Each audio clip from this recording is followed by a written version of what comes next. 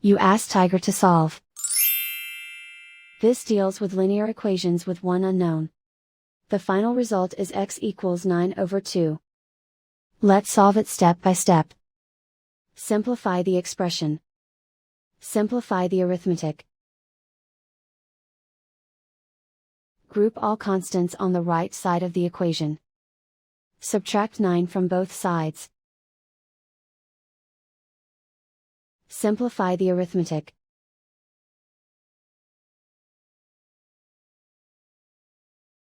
Isolate the x. Divide both sides by -2. Cancel out the negatives. Simplify the fraction. Cancel out the negatives.